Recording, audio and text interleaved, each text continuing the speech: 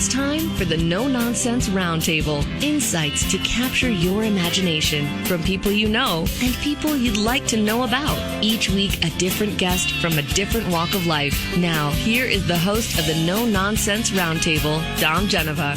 Well, good morning, everybody, for another edition of the No Nonsense Roundtable. As always, I'm Dom Genova, and I'm here with a special guest, Chris Bensch from the Strong Museum of Play. And, before I introduce Chris formally, I want you to hear something from a recording I did a little bit earlier. And it is a wonderful woman. Her name is Ashley Cross, and she is the person who runs G2, which is an organization that, has a lot to do with play. So let me play this segment that I recorded this week, and then we'll talk to Chris. Okay, I'm sitting here with a very wonderful person that I met a little while ago on a show that we had, and her name is Dr. Ashley Cross, and it's okay for me to call you Ashley, right? Absolutely. And Ashley runs an organization called G2, and the whole focus of G2 is to get people with time on their hands to go into schools and spend time with children for their mutual good, the good of the child and the person that is working with the child, with the focus on play and the power of play. So why don't you tell everybody a little bit about your organization and the power of play and your philosophy of it? Yeah, absolutely. Generation 2 is developed for the strengthening of the overall well-being of children through play, and we really push a specific type of play called child-directed play. And the reason that we do child-directed play is because research shows that it really helps to increase the overall connectiveness, the relationship with the child and the adult. And so what we found is that through play, children are able to be more curious. They're able to be in spaces where they can problem solve and communicate their needs, while the adults in their lives are in a space where they can learn about children. Our overall philosophy is that children are our teachers. They're our mentors. Mm-hmm. They can teach us everything that we need to know about them if we would just sit and listen. And typically that happens through play. From talking to you over the last couple of weeks, it seems that play is important for you your entire life. When you're young, it's a developmental thing, I think you were saying. Yeah. And as you grow older, it becomes an outlet in a way of you dealing with your life and different strategies and stresses that you have, right? Yeah. When you get older, it's really just for your overall well-being, mm-hmm. right? So as an adult, you're developed, but we're still growing. We're still learning about ourselves, and we still just need to. It's self-care, right? Mm-hmm. We need to take care of ourselves, our mind, our will, our emotions, mm-hmm. and we're able to do that through play. It's a beautiful way just to unplug, and then to increase our overall well-being and happiness and joy. Yeah. Well, I imagine play takes a lot of different avenues too. I mean, yeah. you can have a radio show on Saturdays and call that play. Yeah. Yeah. So, yeah. Absolutely. Or play golf, or play with your children. And it's a way of you connecting with your children and grandchildren and everything too. So absolutely. I have a 3-year-old, and I love I always say my favorite thing that she says to me is, "Mommy, will you play with me?" That's my favorite thing to hear her say. It's her way of saying, "Come connect with me." So I'm going to have Christopher Bensch from the Museum of Play on the show. Awesome. What one question do you think I should ask him? I think you should ask him about something in the Hall of Fame. I think they have so many really cool toys in the Hall of Fame. I think that you should ask him to put one of your favorite toys in the Hall of Fame. Okay. I can't imagine what that is, but it depends what time in my life, because my toys got much more expensive when I got to be 60. Right.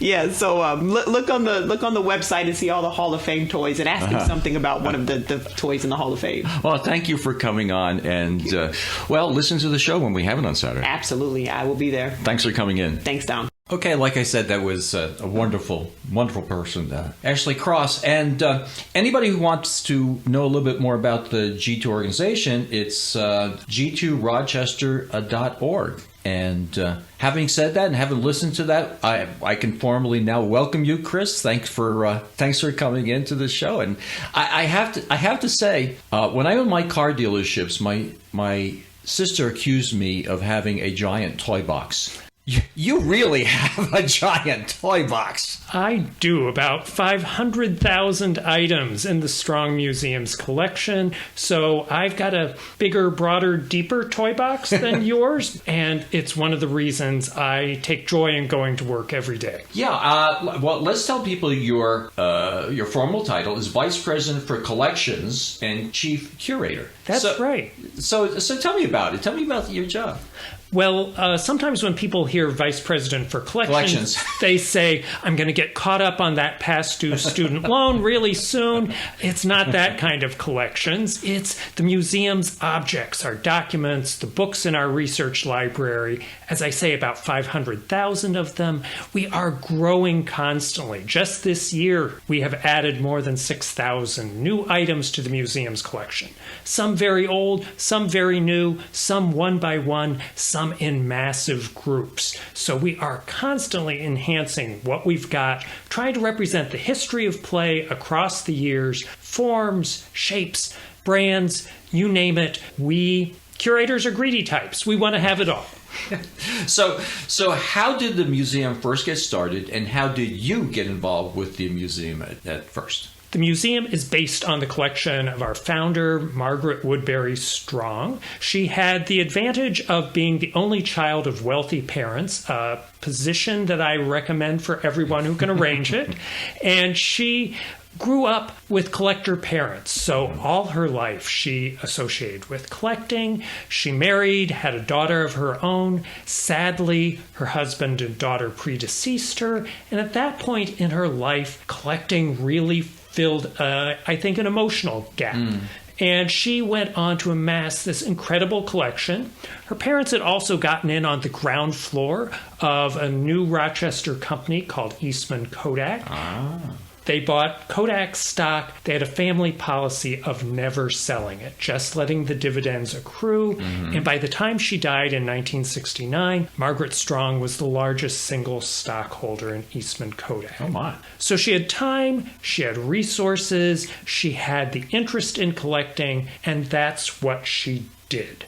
Everything from doorknobs to postage stamps to her sort of star collections were toys, dolls, and games. And those have remained central to the Strong Museum. Ever since its founding, she actually established it in 1968 as the Margaret Woodbury Strong Museum of Fascination, the things that fascinated her.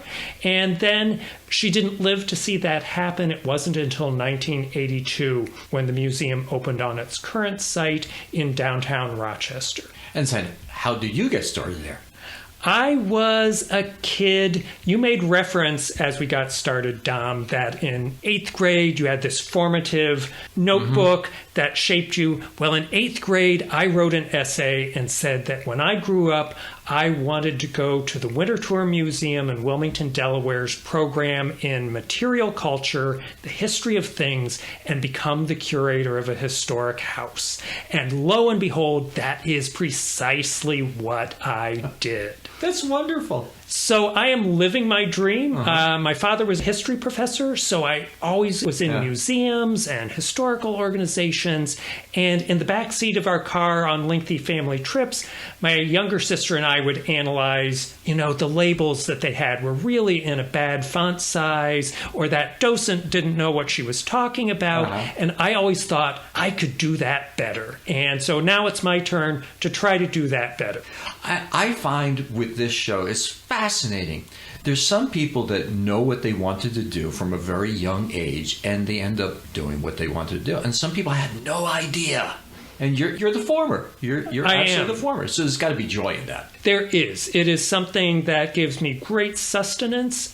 It is something, I guess, I'm also lucky to work at a museum of play. If I worked at a museum of medical implements, I would probably love the history, but I would take less joy in sharing the joy that we can't. I'm Dom Genova, and I am with Christopher Bensch, one of the fellas which probably has the most interesting job going, and that is he is the Vice President for Collections and Chief Curator of the Strong Museum of Play. How joyful is that?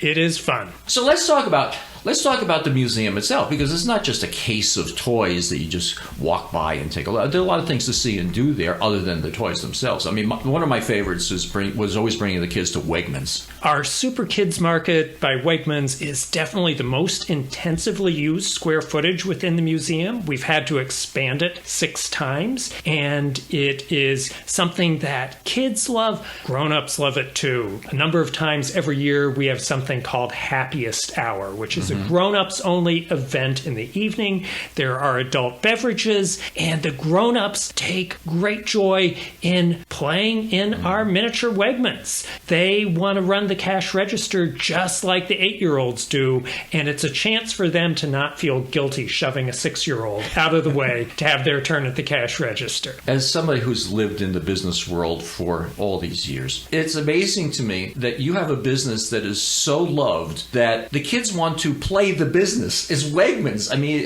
it's a testament to the company, but it's a testament to their culture. I think it's kind of cool. The second thing that my parents said years ago when I got the job at the Strong Museum, oh, what a fine institution, and you're near Wegmans now. You're near Wegmans, that's right. So tell us about some of the other stuff that you can do there. You know, we are, as you say, the Museum of Play, and we would be missing out on our mission if we didn't let people play in any number of ways. So that includes exhibits right now about flying toys, from toy airplanes to video games that let you feel like a pilot or an astronaut. We have our Dancing Wings Butterfly Garden. We contend that understanding and exploring nature is a playful activity as well. We have exhibits about the history of pinball. So if that's one of your joys, or if that's something you haven't experienced, that's an opportunity for those. Or reading, our Reading Adventureland exhibit, and we are one of the few museums in the country that is a public library branch. So anywhere you see a book in the museum, you can check that out on your county library card, return it anywhere in the system, and let your learning and playing carry on. Well, that's interesting. That's something I didn't know. It's something that not many people catch up on, or they don't think about what a rarity that is. And we are getting ready to enhance our play. Right now, I look out of my office on the museum's second floor at what used to be our parking lot and now is a really big hole as we prepare to build a 90,000 square foot expansion to our 285,000 square foot building and add more galleries, a new admissions area, new collection storage that I want dearly. And in the meantime, we are also adding a high adventure ropes course for bigger kids, grown-ups, over our vintage 1956 diner and carousel. Those are off limits right now as we get ready to launch this ropes course in November. Okay. A ropes course, could you expand on what a ropes course is? Sure. That is one of those sort of agility and daring kinds of activities. There's one by this same company at Destiny USA, the mall in Syracuse. So you clip yourself on with your safety harness and you climb up 3 stories. And I am waiting when this opens, hopefully Thanksgiving weekend of this year, to have happy guests screaming on the zip line as they go by my second floor office window. That's unusual for any museum, I would say. And, well, of course, all indoors too. And then you have a butterfly thing. We do. We always have butterflies flying. It is a tropical escape in a Rochester winter when you don't want to get on a plane or don't want to pay for a plane. You can step into the tropics in our environment full of butterflies. Now, do toys have the different categories to them? You have collections with the collections of this, that, or the other thing. How do you classify the toys? We divide them up by a number of different ways, but we have a curator who's responsible for, I like to think, sort of our open-ended toys. Dolls, stuffed animals, doll houses, things like that. general toys. We also have a curator of tabletop games, whether it's cards or board games or simulation games of various sorts, role-playing games. We also have a curator of nothing but video games because we realized a couple decades ago if we didn't start collecting video games, we were going to miss out on one of the key forms of play in our own era. So now we have the biggest, most diversified collection of video games. Well, how many people do you have working there? We have, since COVID, about 90 full-time people. And how many curators do you have? We have a much smaller crew. There's only about 6 of us. And they kind of specialize in certain areas. We do, so we try to go deep. Well, that's fascinating. So let me ask you a question. Maybe this is kind of a crazy question, but it's not the Museum of Toys. It's the Museum of Play. You're absolutely right, Dom. And I like to think of toys, games, as the tools for play, because play can happen without any of those. That's why we inducted the cardboard box into our National Toy Hall of Fame. Nobody manufactured it to be a plaything, but kids recognize right away that it's a dollhouse. A big appliance box is Little House on the Prairie or a spaceship. Kids see the possibility of play in any number of things, manufactured for that or not. That brings back a memory I haven't thought of in years and years and years. When my mother got a refrigerator, she took the box and she stuck the box out back, thinking I would love to play in the refrigerator box, like it was a tunnel or whatever. And you're absolutely right. I haven't thought about that probably in 30 or 40 years. Long before there was social media in my suburban neighborhood, if somebody got an appliance delivered, every kid instantly knew that it was there, a washer, a refrigerator, a range, and that's where you wanted to be the next several days because it was so much fun. And even when it lost its structural rigidity and basically fell apart, you could slide across the lawn on a flattened cardboard box. So what makes a good toy? Well, toys like that are some of my favorites, and the ones that get inducted into the National Toy Hall of Fame often have that open-ended quality. They don't necessarily come with a backstory and preconceptions of how it's to be used, what you're supposed to do, and kids and grown-ups alike take them and run with them. And toys that also socialize you. That's where games often come in, that it's hard to say to somebody, come over and sit down and we'll sit around for 3 hours. But if you say, let's play a game of Monopoly or play a game of Pinochle, as I grew up with, that gives you a structure for socializing, that gives you a framework for a little friendly competition, or maybe not so friendly, and then you go from there. It doesn't start out that way. Right. But a lot of times it ends that way. There is a lot of strong emotions that come out, for better and worse. Well, you have a zero-sum game. Yes. That's like Monopoly, a zero-sum game. Somebody ends up with everything and somebody ends up with nothing. But crying and going to their room.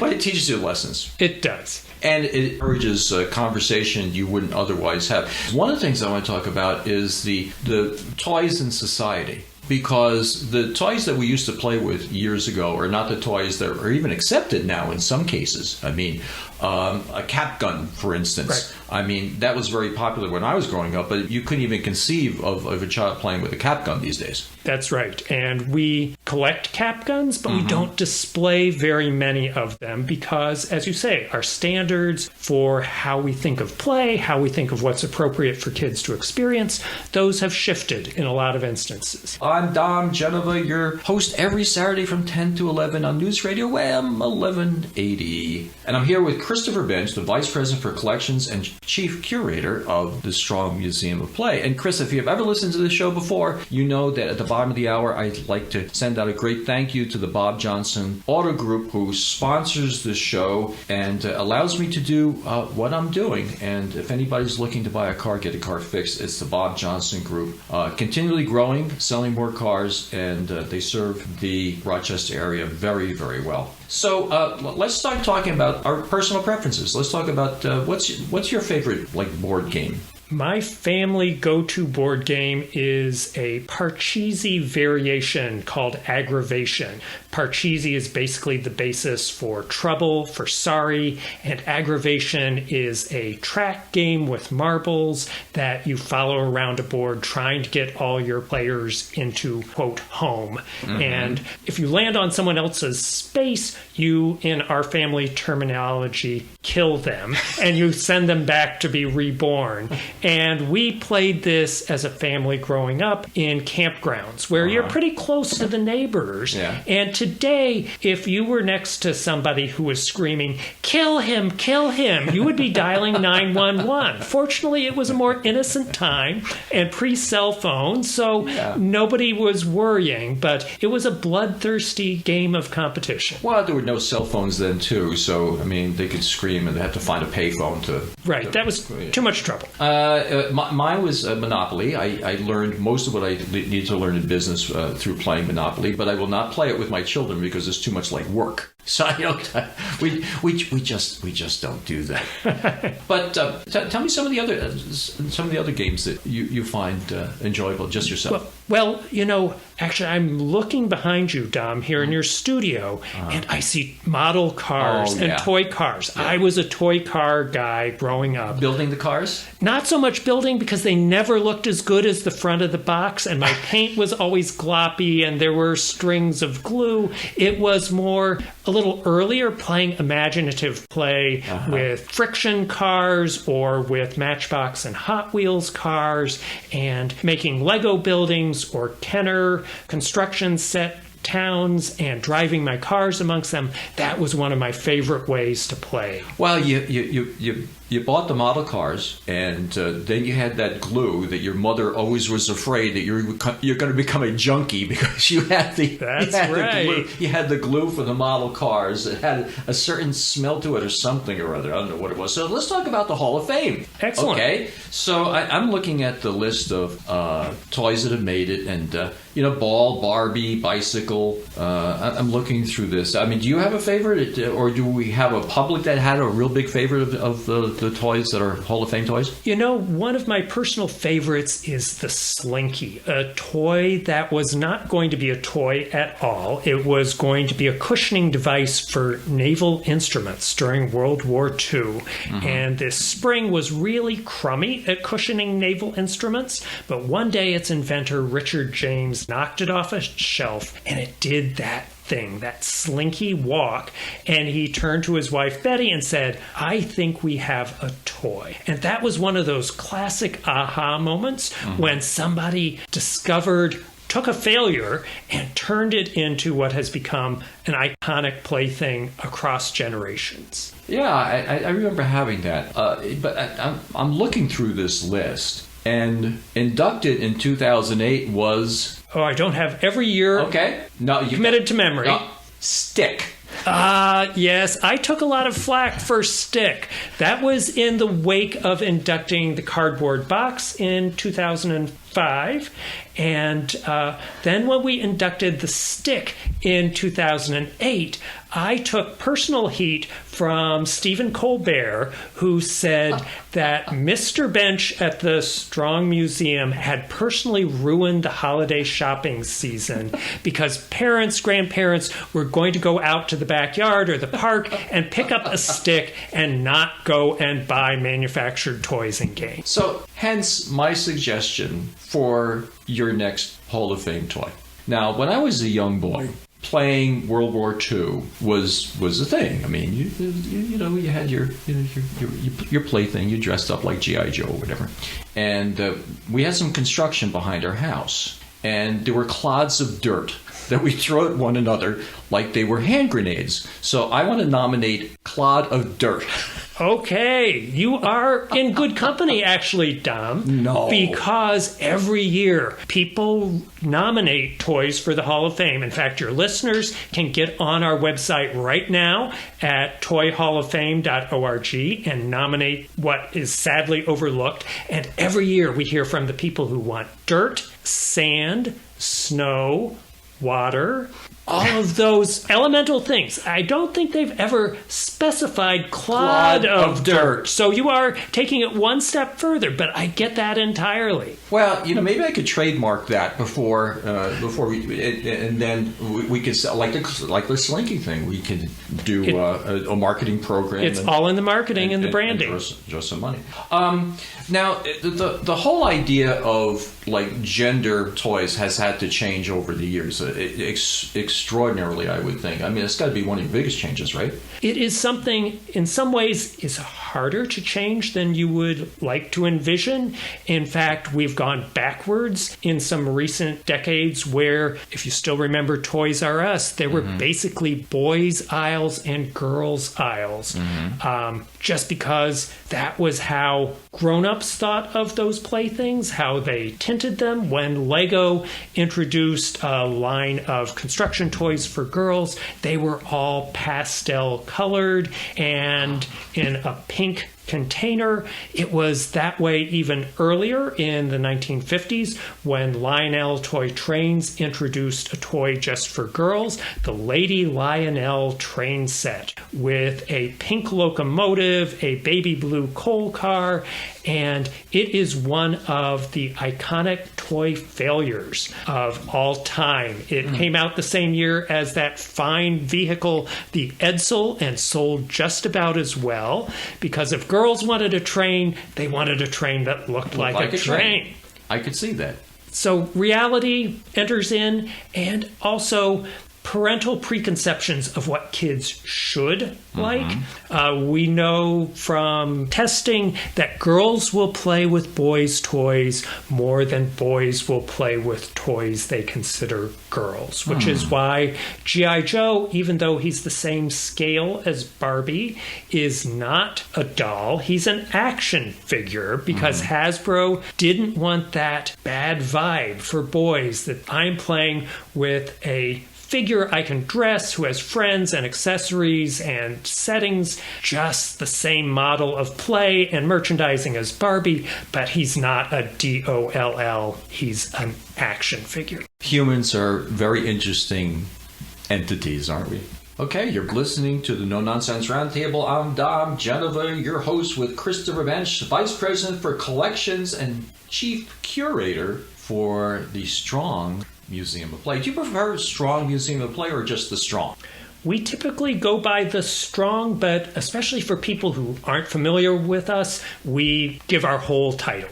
You must have people coming from all over the world to visit you, I would imagine. We do, and in 2019, our last, quote, normal year, we had almost 600,000 visitors. Whoa. When I started at the museum in 1989, we were getting about 80,000 people a year. So we're doing something right in terms of lots of folks' attitude. Well, it's a beautiful facility, too. I mean, and with the expansion that you're doing now, adding how many square feet you say you were adding? We're adding 90,000 square feet, so about a third as much as our existing building. That's 2 acres. It's a lot of space. Yeah. Let's talk about the future of toys. What do you see? What do you see is going to be popular in the years to come? I think there is going to be... Toys will go sort of three directions. There are digital play. That is something that we're not going to lose out on, whether that's on your phone or a specialized device or on a computer. There's going to be digital play. People are so immersed in that. There's also going to continue to be physical play. Nobody takes their Game Boy to bed and cuddles it. When they're little, they need a stuffed animal or things like that. So there are tactile, physical ways that we continue to play. Certainly during the pandemic, we have seen a return to board games and jigsaw puzzles. Those were things that flew off the shelf. People didn't want to spend more screen time. They wanted to do something in the real world with, whether that was by themselves or with friends and family. And then there are things that are hybrids that have digital elements and physical elements, and For instance, one of my personal favorites, Baby Alive, the wonderful pooping doll that came out in the 1980s. Better than a drinking wet doll, this is one that you feed and then she fills her diapers. So the new Baby Alive has a microchip in it. What else? And says, Mommy, I'm about to do an oopsie, which is your cue as a toddler who's learning to toilet train yourself to get your doll to her potty in time. I'm just imagining that years from now that, you need toys for a weightless environment when we start occupying space, and that in a weightless environment would be, well, not that good. No, she's got to have her diaper tightly attached. So is there a trend you've ever thought was going to be big that ended up not being big? Well, a couple years ago at Toy Fair, the big trade show that happens every February in New York City, there were 3 kind of threads, and it was best if all of them could come together. So there were pirate things based on the Pirates of the Caribbean series of movies. There were unicorns. And there were poop toys. So there's a line of toys called the Poonicorns that are pooping unicorns. It's a twofer. So kids have a different sense of humor or taste than grown-ups necessarily, but the manufacturers tap into those. And I am pleased to say that pooping unicorns has not proven to be the whole vanguard of the future. They're still around, and there's still plenty of bodily function toys and games out there, but they are not the only thing happening in the world, thank goodness. Well, I'm sure technology is going to take the day in toys we see 10, 15, 20 years from now. And some things, I'm sure they're going to be toys that we can't even conceive of. So the interaction of especially these electronic toys and games of play, have to be not restricted by geography anymore, too. People are playing across the world where you couldn't do that years and years ago. It's a global market. It's a global industry. It's bigger than the movie industry, the video game industry.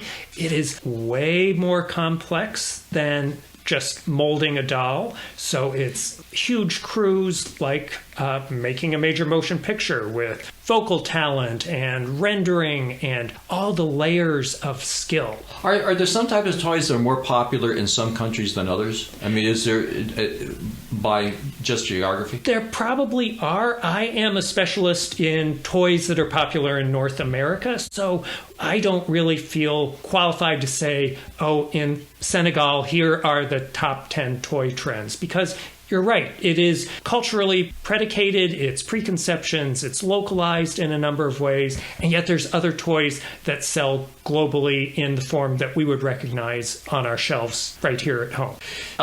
So let me ask you about the when you see children coming to the Museum of Play, what is the most engaged age of the children you see? It is. We really try to be appealing at every age. I know there's sort of a sweet spot from perhaps age 4 to 10, but half of our attendance is grown-ups, some of whom come with a kid, some who come all on their own. And at every age, the things I hear from people were, I had one of those. Yeah. As much as I love art museums, no one ever goes in and says,